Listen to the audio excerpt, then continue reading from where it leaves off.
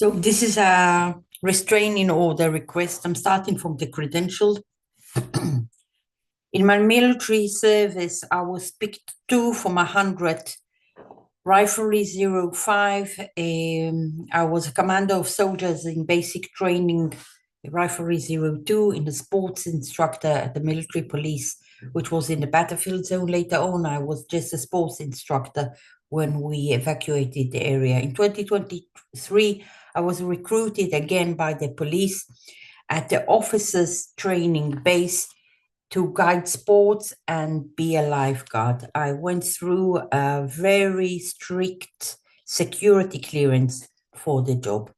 Also, for 5 years, I was a chief financial officer of a subsidiary of the electricity company, which also needed a very strict security clearance. My education in 2001, I finished retirement planning at Orange Paltar Academy. 2019 to 2012, my late father asked me to learn accounting. I wanted to start as a hobby to learn Russian, and he asked me, because of my skills and my previous education, he really actually begged me to learn accounting. At the time, we started to sit down and talk about investments, and I was privileged to really know my father in his late days before his death. He was a brilliant person, an accountant who was qualified in Israel and in Britain, and he had a wide knowledgeable point of view, and he really taught me how to invest my money and my savings. And then when he saw my abilities, he actually tempted me to learn accountancy. He insisted on paying for these studies, and then I went through with it in a course which is twice a week. It's a very hard course. There are only one university who offers this route. My grades, I was first in the class. I was asked by the head of the department to be a lecturer in this course, accounting taxes, actually, which I didn't take. Went through 2 companies to work. My grades was 82. I finished the Ministry of Justice exams in the grade of 77, which is very high as well. All the time I was working as a CFO, or Chief Financial Officer, in this electric company subsidiary. And also had a small business. 2007, I got a scholarship to learn .NET development of Microsoft.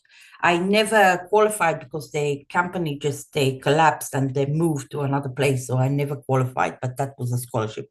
In 2004, 2006, my father and my mother asked me to go into finance. I was after a BA, and I did the tax advising, which includes a bookkeeping at Mishlav in Tel Aviv.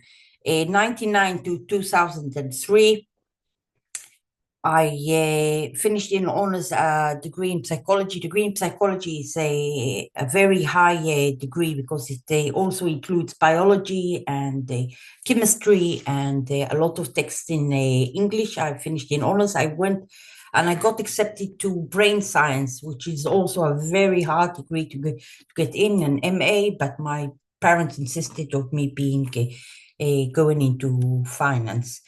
I have qualifications from the army in courses as a sports guide and as a lifeguard from I worked at these for many years. I have about 15 years of work experience as studies requiring qualifications experience in Israeli, European, and American accounting, taxes, financial management of companies, bookkeeping, IT, and so on and so forth. In 2022, I was accepted to Ernst & Young in an internship, but a very high pay. It was about 70,000 shekels per month in an international American department of big companies located in Israel as branches. I was also being outsourced to a Boston Consulting Group, which is the highest citizen, and McKinsey is, people work all their life and study all their life with the highest grades to get appointed into those company. I also worked there. Again, CFO for 5 years of this electricity company where, if you don't know, the electricity companies has a endless deficit, and also this company, which was made by Technion graduates of electricity engineering, very, very bright people. It was in deficit, but we managed to do an exit, go through the COVID-19, get all the grants, and do a process of an exit to a long-standing British company. Even I think it's 300 years. It is established in England, and to sell our patent, we went through a due diligence procedure. I worked also with the chief scientist, the government chief scientist, to get all the approvals and all the grants. In the exit, we did a due diligence. A lot of it was surrounding the salary controlling system. I was doing salaries. I was doing everything there.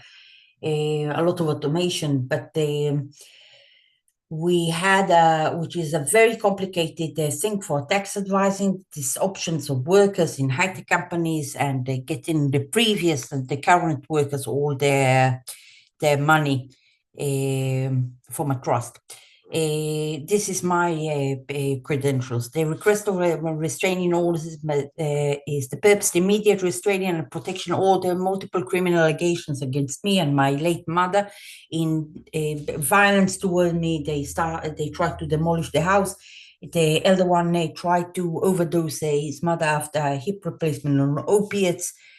They signed a mute, paralyzed their mother on legal documents which she didn't have any clue about them, and even though they didn't get into power, they withdrew and robbed her bank all during her deterioration. Instead of giving her medical care, they were more occupied in liquidating her assets. They didn't want to give her a caregiver. I needed to stop working in EY to be at home and help her out after her hip replacement.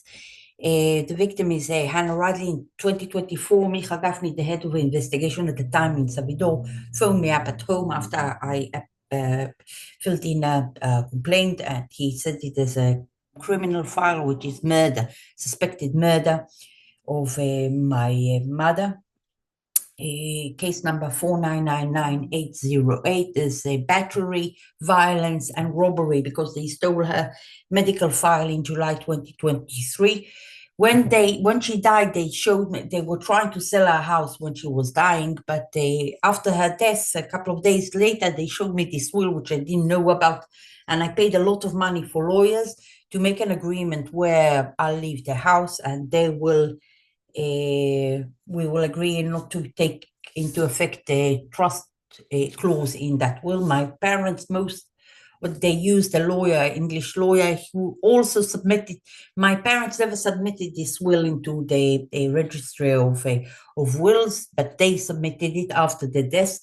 In this negotiation, we also agreed that they will not, they were attacking the house all the time. They came, beat me up and stuff like that. We agreed not to attack me and to give me a notification 2 weeks before of their appearance. They were sending people in the night to roam around the house, to demolish the chimney, and really made the damages to the house. All of this is while the war was going on, so they were also denying me to comply with the home front instructions. Main allegations, you can see theft from her bank account without making any appointment of a partner in the account, in the forgery of signatures, also in the will, also here in an ongoing power of attorney when she was paralyzed and mute. They made a very complex legal document. So the clauses in the law, in the penalty law, is 300, 301, which is murder, aggravated murder. We have theft and robbery, which is chapter 11 of the penalty law, and specifically 386 and 388 of the penalty law. We have illegal income, which also takes us to the income tax ordinance 220, and all the banking law, because the younger was a banker. He was the banker, the other one, I thought it was only gambling, but apparently she took out a lot of money or withdrawals of cash when she was paralyzed. The bank records are released only by the order of the court. You could see money laundering and the safeguards ignored. There were attempts of violence to me, attempts for, since the bank info was cleared, because they didn't show it to court before, neither did they show the ongoing power of attorney in the release. In 2023, when the negotiation was going on, they broke it twice. I was willing to just leave me alone, go away, I'll give you whatever you want. They didn't want to expose the assets nor the documents. And apparently they made an ongoing power of attorney on the mother when she was completely paralyzed. So I'm showing the evidence. We're going into page 9. So when the bank info was exposed, the younger one, which was a banker, started threatening with narcotics and on the background of a lot of physical violence as well. So these narcotics, you can actually develop a real motor neural disease, because it's supposed to be given to something like 1%, even 0.5% of the population, which is usually a neurological harm to the lateral dormitory in the cortex, and you can get really symptoms of ALS. So he started sending this SMS of saying I should need to get an injection of those stuff. I have to say that in the past they made a medical guardianship, which I never signed on, that they will inject without my consent. They will inject me all kinds of narcotics. Neither one of them, they have no BAs, or the younger one actually purchased for me a BA. That's why he finished. So you can see in page 9 the SMS. First of all, SMS really on decapitating ב7 לאוקטובר יערפו את ראשך, I got a lot of those. לפני הקבורה יערפו אותך, 18 יום עד 7 באוקטובר. I was getting a lot of these, which I didn't, on the 13th of November, after submitting this, on the 2nd, I submitted this as a restraining order. They saw it, and on the 13th, they broke in an entrance and stole 2 of my telephones to eliminate evidence. They also stole on the 23rd in July the medical records that showed that my mom was completely paralyzed. So you can see here he's administering narcotics on me that can get ALS. Later on page 11, we have all the evidence of violence. You have the social worker. You have the social worker and the guy here that gives a on-fall that they was here at night and saw one of those times that they sent a sabotage of the house to go around the night. I was, completely afraid. He was looking in my windows, going at 10 o'clock at night. He gives evidence here. This is in page 18. You have from Nomi about the injuries after beating me up. You have the beating photos in pages 22. You have another one of Maccabi, a new doctor says that there's violence in the family, and there's a social worker as well. So we're going into the bank, going into page 28. On September 2022, she moved to an old age home. She was supposed to get that only for a trial. If she likes it, she stays. If not, she goes back at home. Once she was in, she said they're trying to kill her. What are you talking about? She said they expelled her from her home and they don't let her go back. It was, if she she was supposed to come back if she doesn't like it. They didn't let her come back. And you can see on the background of that they started withdrawing money. So I'm going to the 22nd of November. You have Bankat, 6,000 shekels. This is the customer. She was already paralyzed for half a, she was mute, completely mute. You can see transaction transmission from the account on the 1st of December of 5,000 shekels. You can see later on, it really became very, very frequent. I'm going to page 29.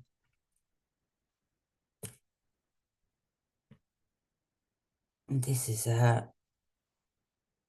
it was 30, going into page 30, the 1st of January. We can see all kinds of transmissions, just moving money from her account. On the 2nd of January, 13,000 shekels, and then 35,000 shekels. On the 3rd of January, 2,500 shekels, another 5,000 shekels. We can see on the 4th, every day, you can see 8,000 shekels. She's paralyzed, like Stephen Hawking, just without any voice. She was tapping on her phone. 8,000 shekels on the 3rd of January. This is theft, clear theft. On the 8th of January, a couple of days later, 5 days later, 2,000 shekels. And the same day, 8,000 shekels. We're going into the 23rd of January. She already in the 22, and the neurologist says she's completely paralyzed. 2,000 shekels. Another day later, 24, 700, 900 shekels. So, another transmission from the account on the 3rd of February. Every, 2 days, just taken out. 8th of February, we're taking 600, another 2,000. I mean, what does she need? On the 10th, taking out 30,000 shekels. And now we're going on a death, again, on the 5th of March, 35,000 shekels, transaction out of her account. Now she's dead. On the 6th of March, we have 4,000 shekels and 4,000 shekels on her deathbed. Now I'm going into the neurologist tape. I'm going to the conclusions. It's page 35, conclusion. I'm reading it out loud. This study, this is an EMG that was done by a neurologist, which they stole from the house. On the 2 weeks before, they signed an ongoing power of attorney and they were trying to sell our house all the time against their promise to her. This study shows diagnosis evidence for ongoing denervations and re-innervations in 3 areas of the nervous system, i.e. the cervical, lumbar, and thoracic. In the lumbar and cervical area, it was seen in muscles that originate from different roots and nerves on the background of almost normal snaps and severely reduced CMAPs. In addition, in repetitive nerve stimulation of 3 Hz, a mild discrimination response was seen. These findings are compatible with motor neuron disease. A differential diagnosis might be severe motor neuropathy. A neuromuscular transmission disorder is less likely since CMAP amplitude of the ulnar nerve was very small. Thus, the findings of declination response is not specific. So, I'm just showing here on page 37. Let's say she wasn't mute and paralyzed. Let's say, she was Ola Chadasha. Her Hebrew wasn't good. My father and my mom used a lawyer who spoke English, and he was the one who submitted their will to the registry. They suddenly have a will in Hebrew. It doesn't make any sense. I mean, in very bad Hebrew. And also the witness in the will got something like 1 million shekels from the elder one after the death, when he signed that it has no interest. And this just shows that the level of Hebrew of my mom, my late mom. This is how she wrote Happy Holidays. Chaz Sameach. This is from, a year before her death. Now we can see correspondence with the supervisor of the guardianship, and which she says, I said that they made false evidence, lying in court, that she initiated an ongoing power of attorney herself. And Dana is saying that this has to be to the police. And here you can see on the 3rd of January, that's the time when they made an ongoing power of attorney. I'm not sure she even realized what was going on. This is exploitation. And I have to say that on the 13th of November, they came in and stole, the same time they took down my mother's phone, which was operating, in my smart TV. And they took it down. The same day that they came in and stole the equipment, they also took down my mother's phone because the mother's phone has evidence that she was writing to me, that they're trying to kill her. She was writing that they tried to expel her from their home and they tried to kill her, and they took down all of this. So the evidence that was submitted, the bank statements, I showed, every 2 days they were withdrawing money, cash, and also transactions in very suspicious transactions. I showed the medical and neurological reports. I showed the WhatsApp and the SMS, with threats to kill me. And court and police say documentation. I'm requesting from the court order 10 kilometers restraining order, a ban from residence and workplace, weapon prohibition, and travel ban and phone tracking authorization. Now, I have to say, on the 13th of November, they broke an entrance, took my phones. I want to locate them. And the police, this is a new case, 544947 from 2025 of theft and robbery, also against Arik, who also, I have to say that he's a delivery guy. It's not a delivery guy.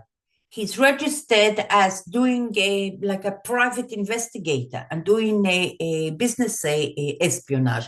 This guy never phones, and he came at 10 o'clock at night in my bathroom, on the window of my bathroom. Again, in May, the Arik and his friends, which he promised to sell the house, were going around my house. An invasion just before they submitted this request to expel me from my home without creating a trust. They took all their money out in January, but never created a trust, or, did it in June when I gave an answer. But, they were sending me requests to come, I should sign on a bank account where they can withdraw money. It doesn't make any sense. You can see there was theft. I mean, he's instructing them to rob me and to try to kill me. I mean, it's unbelievable. So these are the requests. The police said that I have to have a request from a judge to localize my equipment that was stolen. So I also would like, advice regarding that.